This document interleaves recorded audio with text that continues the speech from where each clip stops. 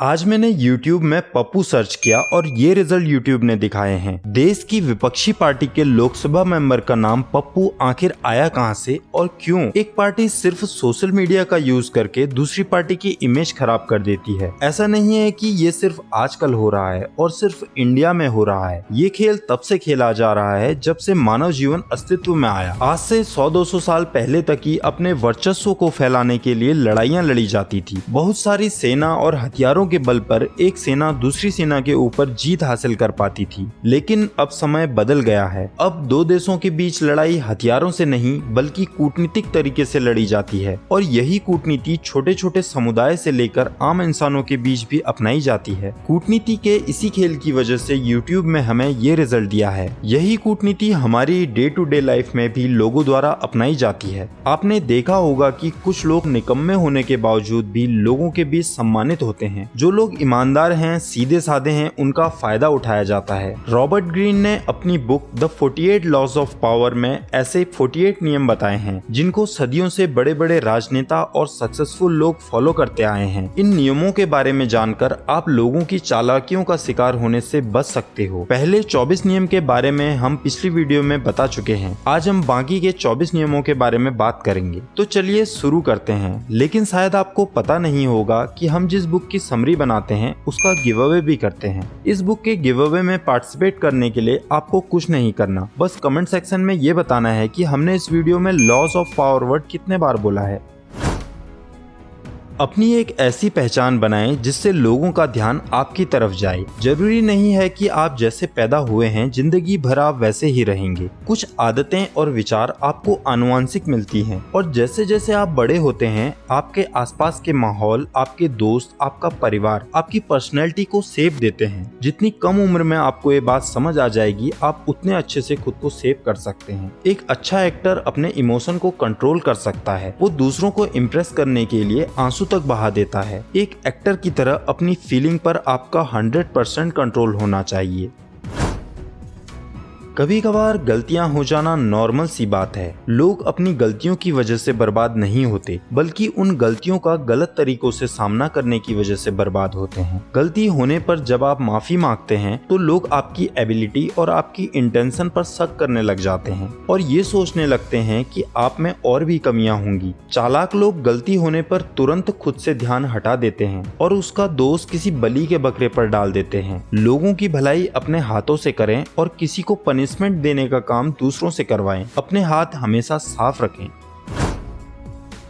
शक्ति के 27वें नियम से पता चलता है कि लोग कैसे ढोंगी और पाखंडियों के झांसे में आ जाते हैं। लोगों को कोई ऐसी चीज चाहिए जिस पर वह आंख बंद करके विश्वास कर सकें। लोग हमेशा किसी न किसी पर भरोसा करने की हड़बड़ी में रहते हैं, इसलिए पाखंडी लोगों के इतने सारे समर्थक होते हैं। इंसान इतना भोला होता है कि वो अपनी समस्याओं में ही उलझा रहता है। कोई झूठे चमत्कार दिखाकर उनकी इन समस्याओं का समाधान करने का बस आश्वासन दे दे तो वो उनके भक्त बन जाते हैं। धोखेबाज लोगों को हमेशा ऐसे मासूम लोग मिल जाते हैं जो धोखा खाने को तैयार रहते हैं। हमेशा अपने आंख कान खुले रखें और किसी पर एकदम से भरोसा न करें।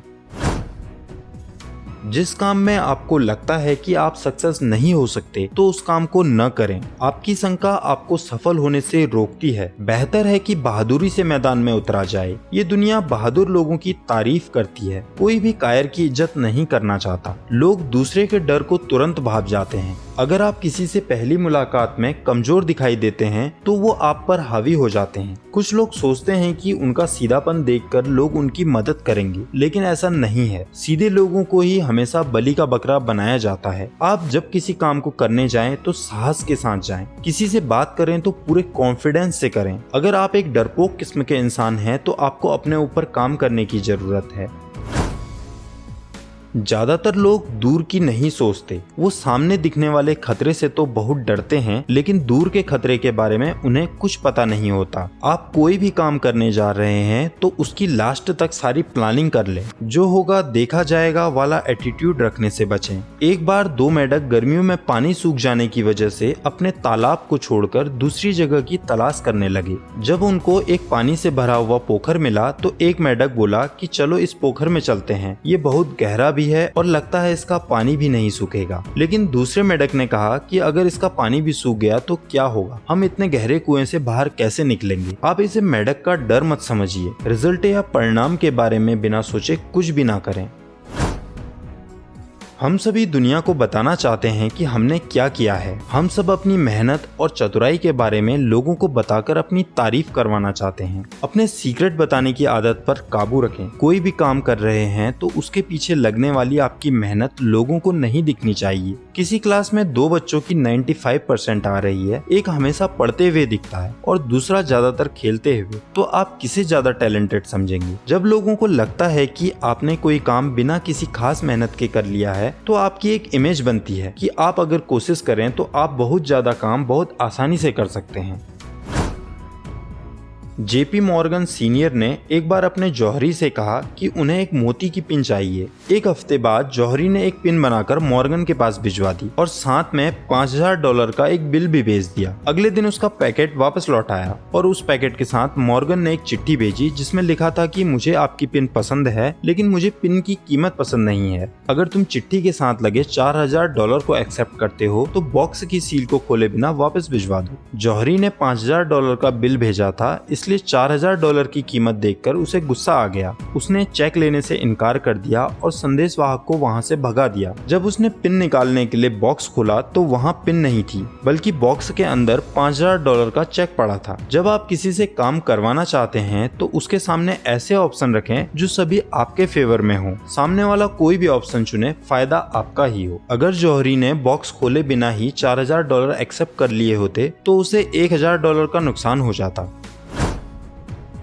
18वीं सदी की शुरुआत में पूरा लंदन एक रहस्यमयी युवक की बात कर रहा था जिसका नाम जॉर्ज साल्मेनेजार था। वह एक ऐसी जगह से आया था जो ज्यादातर अंग्रेजों को बहुत रोमांचक लग रही थी। साल्मेनेजार को ऑक्सफोर्ड यूनिवर्सिटी ने फार्मोसा नाम के इस टापू की भाषा सिखाने के लिए अपने वहां रखा। ये टापू चीन के समुद्र तट के पास था। कुछ साल बाद साल्मेनेजार ने उस टापू के इतिहास और भूगोल के बारे में एक बुक लिखी जो तुरंत ही बेस्ट सेलर बन गई। अंग्रेजों ने साल्मेनेजार को दावतों में बुलाना शुरू कर दिया और उससे उस टापू के बारे में कई रोमांचक कहानियां सुनी। साल्मेनेजार की मौत के बाद पता चला कि वह तो एक्चुअल में एक फ्रांसीसी था। उसने अपनी इमेजिनेशन पावर को यूज करके फार्मोसा टापू के बारे में जो भी कहा था सब मनगढ़ंत था। उसने अंग्रेजों की एडवेंचर की भूख को शांत किया था। याद रखें, किसी भी चीज की फैंटेसी आपको तब तक ही रह सकती है जब तक वह चीज आपसे दूर हो। तो लोगों को अपने इतने करीब न आने दें कि वह सब जान जाएं। आप जो देने का प्रस्ताव रख रहे हैं वो पकड़ में नहीं आनी चाहिए।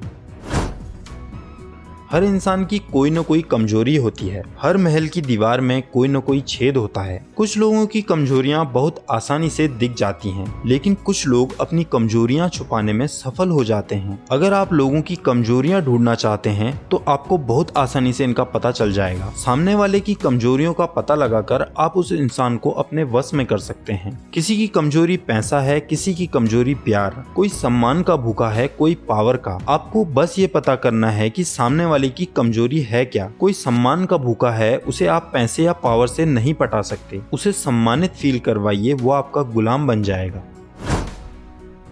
आप खुद को जैसा समझते हैं आप वैसा ही खुद को लोगों के सामने पेश करते हैं, और जैसा आप लोगों के सामने खुद को दिखाते हैं लोग उसी हिसाब से आपको आंकते हैं। अगर आप लोगों के सामने एकदम सुस्त रहेंगे और अपने को कमजोर दिखाएंगे तो लोग भी आपको कमजोर ही समझेंगे। अपनी कीमत तय करना आप पर है। कभी अपना आत्मसम्मान न गवाएं। अकेले में भी खुद का अपमान न करें। खुद को कम आंकोगे तो आपको कम मिलेगा, इसलिए ज्यादा मांगे। इतिहास में ऐसे कई उदाहरण हैं कि सामान्य परिवार में जन्मे लोगों ने भी सफलता पाई है। Columbus, Beethoven, Theodore, A R. Rahman, Bhagat Singh ऐसे ही लोगों में से हैं जिन्हें अपनी महानता में इतना विश्वास था कि वे सचमुच महान बन पाए। आप में कॉन्फिडेंस कूट कूट कर भरा होना चाहिए। खुद को कभी भी किसी से कम न समझें। आप हर वो काम कर सकते हैं जो किया जा चुका है। एक बार पर्सिया के सुल्तान ने 2 लोगों को मौत की सजा सुनाई तो उसमें से एक कैदी यह जानता था कि सुल्तान अपने घोड़े से बहुत प्यार करता है। उसने सुल्तान से कहा कि अगर वो उसकी जान बख्श देगा तो वह 1 साल में उसके घोड़े को उड़ना सिखा सकता है। सुल्तान ने जब ये बात सुनी तो वह खुश होकर सोचने लगा कि वह दुनिया के इकलौते उड़ने वाले घोड़े की सवारी कर सकता है। लेकिन दूसरे कैदी को ये बात समझ नहीं आई। उसने साथी कैदी से कहा, तुम भी जानते हो कि कोई भी घोड़ा उड़ नहीं सकता। झूठ बोलकर तुम अपनी मौत को सिर्फ 1 साल के लिए टाल सकते हो। ऐसी बात नहीं है, मैंने खुद को आजाद करने के लिए 4 मौके दिए हैं। पहली बात, सुल्तान 1 साल के अंदर मर भी सकता है। दूसरी बात कि मैं भी मर सकता हूँ। तीसरी बात, घोड़ा भी मर सकता है। और चौथी बात, क्या पता मैं घोड़े को सच में उड़ना सिखा दूं। किस टाइम में आपके मुंह से क्या निकलना है, इस कला में आपको परफेक्ट होना चाहिए। बाज शिकार करने से पहले शांति से आसमान में चक्कर लगाता रहता है। वह अपनी तेज आंखों से सब कुछ देख लेता है। नीचे के लोगों को पता ही नहीं होता कि वो उन्हें देख रहा है। सही समय आने पर बाज इतनी तेजी से झपट्टा मारता है कि उससे बचा नहीं जा सकता। इससे पहले कि शिकार ये जान पाए कि क्या हो रहा है, बाज के नुकीले पंजों में दबकर वह आसमान पहुंच चुका होता है। कभी भी जल्दीबाजी न दिखाएं, कुछ देर रुकें और सही समय आने पर ही एक्शन लें। कई बार हम छोटी छोटी समस्याओं में उलझे रहते हैं। हम 10 रुपए बचाने के चक्कर में 1000 रुपए गवा देते हैं। छोटी छोटी समस्याओं में ज्यादा ध्यान देने से आप उसे अपने लिए बड़ा बना लेते हैं। जिस दुश्मन पर आप ज्यादा ध्यान देते हैं, आप उसे और ज्यादा पावरफुल बना लेते हैं। आप अपनी छोटी छोटी गलतियों को ठीक करने के चक्कर में अपनी सारी एनर्जी उन छोटी गलतियों के ऊपर लगा देते हैं, जिससे अब आपको ये बहुत बड़ी दिखने लग जाती है। कई बार चीजों को उनके हाल पर छोड़ देना ज्यादा अच्छा रहता है। जो चीज आप चाहते हैं लेकिन उसे हासिल नहीं कर सकते तो उसको इग्नोर कर दें। आपको ये पता होना चाहिए कि आपके लिए क्या चीज ज्यादा इम्पोर्टेंट है। अपने आसपास ऐसा माहौल बनाएं कि लोग आपको दूर से ही देखकर आप पर मंत्रमुग्ध हो जाएं और वो जान ही न पाएं कि आप अंदर से कैसे हैं। दिखावे की चकाचौंध में कोई इस तरफ ध्यान ही नहीं दे पाता कि आप कर क्या रहे हैं। सामने वाला आपके दिखावे में ही उलझा रहता है। भेड़ों के एक झुंड में एक काली भेड़ थी। सारी भेड़ें इस काली भेड़ से दूर रहना चाहती थी, क्योंकि उन्हें विश्वास नहीं होता था कि काली भेड़ उनमें से एक है। इसलिए काली भेड़ झुंड में सबसे पीछे अकेली रह गई। जब भेड़िया आया तो वो काली भेड़ को झुंड से अलग देखकर मार के खा गया। झुंड से अलग न रहें। समझदार और चालाक लोगों में एक खास आदत होती है। वो चाहे किसी परंपरा को माने या न माने, लेकिन वो पारंपरिक होने का दिखावा करते हैं। आप चाहे जो भी सोचते हो, लेकिन बोलिए वही जो लोग आपसे सुनना चाहते हैं। आपको हर एक के सामने उस जैसा हो जाना चाहिए। किसी भी समाज में जाने पर अपने पर्सनल ओपिनियन को घर पर ही छोड़ आएं और ऐसे नकाब को लगा लें जो उस भीड़ के लिए सबसे अच्छा है।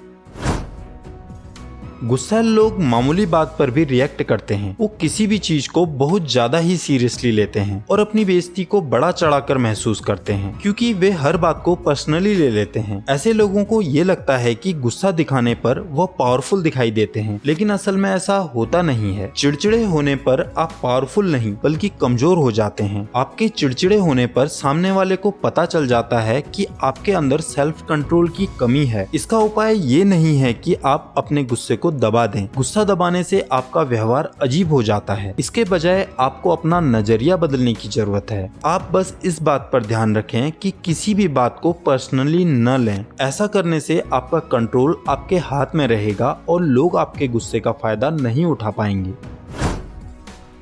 मुफ्त में मिलने वाली चीज खतरनाक हो सकती है, चाहे वो कोई भी चीज क्यों ना हो। अगर आप शक्तिशाली बनना चाहते हैं तो इस बात को याद रखें कि शक्तिशाली लोग किसी से चीजें लेते नहीं हैं, बल्कि देना पसंद करते हैं। अगर आप किसी से चीजें ले लेंगे तो आप उसके एहसान तले दब जाएंगे। बाद में वह आदमी आपसे कोई भी काम करवा सकता है, इसलिए ऐसा करने से बचें। जब आप पैसों के मामले में उदार होते हैं तो आपकी उदारता देखकर लोग आपसे आकर्षित होने लगते हैं और आपसे मित्रता रखना चाहते हैं। ज्यादा लोगों को अपने चारों तरफ रखने से आपको लॉन्ग टर्म में फायदा ही होगा।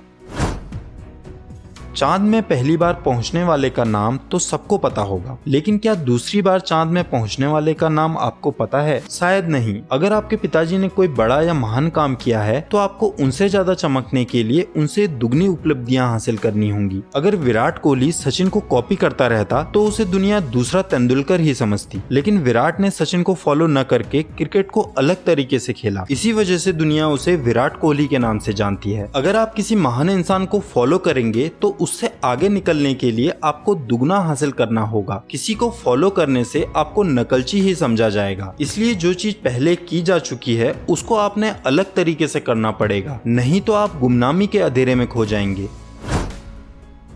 आपने शतरंज तो खेला ही होगा। शतरंज में सारा खेल राजा को घेरने का होता है। आपने राजा को घेर लिया तो खेल खत्म। ये हमारी असल लाइफ में भी होता है। जैसे सारे प्लेनेट सन के चारों तरफ चक्कर लगाते हैं, वैसे ही पावरफुल आदमी के चारों ओर लोग इकट्ठा हो जाते हैं। हर समूह का एक मुखिया होता है। यही मुखिया शक्ति का केंद्र होता है। मुखिया के खत्म हो जाने से समूह खत्म हो जाता है। आपने हमेशा शक्ति के केंद्र को निशाना बनाना चाहिए। जब आपको अपने वर्क प्लेस, कॉलेज या किसी ग्रुप में अपनी जगह बनानी है तो आपको लीडर को इम्प्रेस करना पड़ेगा। सिर्फ एक को इम्प्रेस करने से भीड़ में आपकी जगह खुद ब खुद बन जाएगी। ऐसे ही अगर आपको किसी ग्रुप को खत्म करना है जिससे आपको नुकसान होने की संभावना है, तो यहाँ भी आप लीडर को रास्ते से हटा दो या अपने फेवर में कर लो, आपकी प्रॉब्लम खत्म हो जाएगी।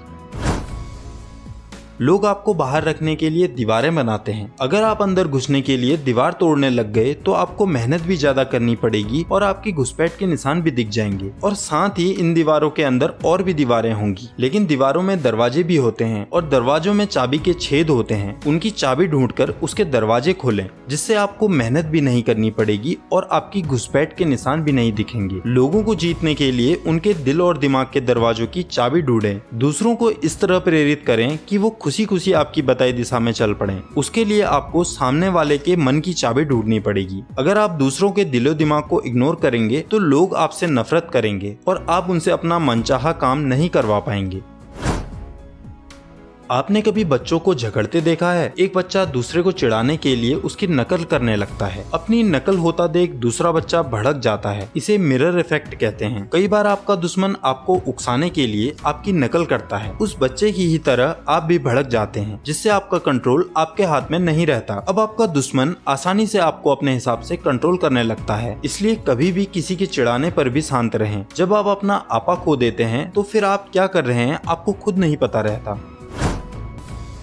हर इंसान में कुछ न कुछ कमी है, हर समुदाय में कुछ न कुछ दोष हैं और हर धर्म में कुछ न कुछ कुरीतियां हैं। अंदर से हम सभी को पता है कि इसमें परिवर्तन की जरूरत है, लेकिन परिवर्तन किसी को पसंद नहीं आता। परिवर्तन में परेशानी भी होती है और जो परिवर्तन लाता है उसे विरोध का सामना करना पड़ता है। आप जानते ही होंगे कि ब्लैक मनी किसी भी देश के लिए कितना बड़ा सरदर्द है। हमारे प्रधानमंत्री ने नोटबंदी करके इसी काले धन को बाहर निकालने की कोशिश की। लोगों को परेशानी का सामना करना पड़ा तो मोदी जी के इस डिसीजन का बहुत विरोध हुआ और नोटबंदी का कुछ फायदा नहीं हुआ। अब हमारी सरकार ने काले धन को बाहर निकालने का एक नया तरीका निकाला है। मोदी जी जल्द ही ई रूपी लॉन्च करने वाले हैं, जिसमें आपके फोन में रूपी की फोटो होगी और आप उसी को शेयर करके पैसों का लेन देन करेंगे। ई रूपी को सरकार आसानी से ट्रैक कर सकती है और जब हम लोग ई रूपी के आदी हो जाएंगे, जैसे कि हम नेट बैंकिंग और यूपीआई के हो गए हैं, तो सरकार धीरे धीरे नोट छापना कम करते हुए बंद कर देगी। परिवर्तन आ भी जाएगा और विरोध भी नहीं होगा।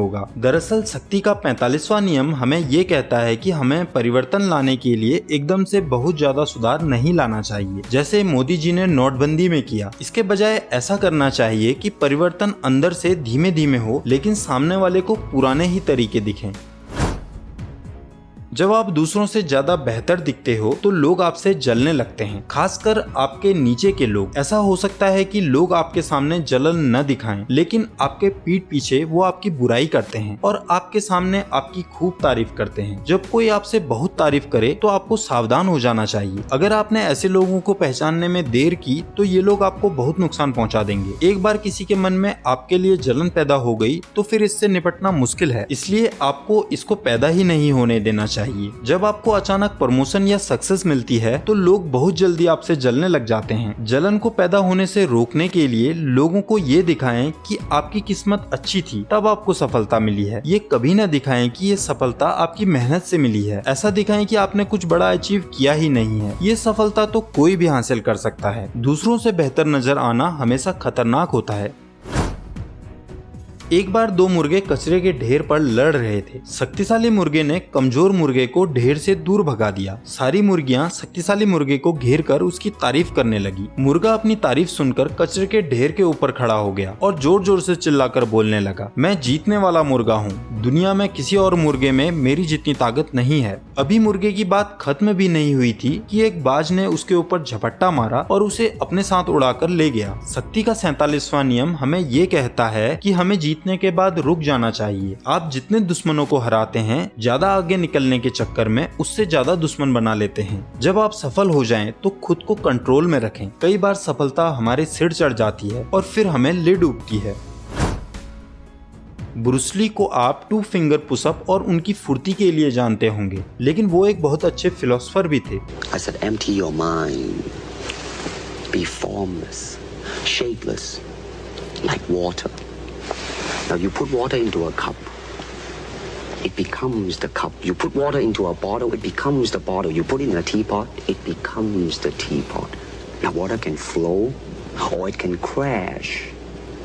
Be water, my friend. Bruce Lee ने कहा है कि पानी की तरह बनो। पानी का कोई आकार नहीं होता, इसे जिस बर्तन में डाला जाए ये उसका आकार ले लेता है। जब हम कॉलेज में होते हैं तो हम बहुत क्रिएटिव होते हैं, हम हर माहौल में ढल जाते हैं, लेकिन जैसे जैसे हमारी उम्र बढ़ती है हम रूढ़िवादी हो जाते हैं। अब हम किसी नई चीज को नहीं अपना पाते। हर समय दिन बहुत तेजी से बदल रहा है और अगर हमने खुद को समय के साथ नहीं बदला तो हम पीछे रह जाएंगे। नोकिया एक जमाने में सबसे बड़ी मोबाइल फोन कंपनी थी, लेकिन उसने समय के साथ खुद को नहीं बदला, जिस कारण आज नोकिया का कोई फोन मार्केट में नहीं है। इसलिए हमें अपना कोई आकार नहीं बनाना चाहिए। हमें हमेशा माहौल के हिसाब से खुद को बदल लेना चाहिए, नहीं तो हमारा हाल भी नोकिया जैसा हो जाएगा। ये थी the 48 laws of power book के बाकी के नियम। अगर आपको ये वीडियो पसंद आई हो तो हमें जरूर बताइएगा। अब आपको बस ये बताना है कि इस वीडियो में लॉज ऑफ पावर वर्ड कितने बार बोला गया है। 3000 लाइक होते ही हम इस बुक का गिव अवे करेंगे। फालतू के वीडियो तो आपको YouTube में बहुत सारे मिल जाएंगे, लेकिन आप अपने मंकी माइंड को कैसे ट्रेन करते हैं ये ज्यादा जरूरी है। इसलिए हम अपने चैनल में आपके लिए नॉलेज से भरी हुई वीडियो लेकर आते हैं। ऐसे ही वीडियो देखने के लिए चैनल को सब्सक्राइब जरूर कीजिए। आपके लाइक से हमें वीडियो बनाने की मोटिवेशन मिलती है। आप वीडियो को शेयर भी कर सकते हैं, क्योंकि नॉलेज शेयर करने से ही बढ़ती है।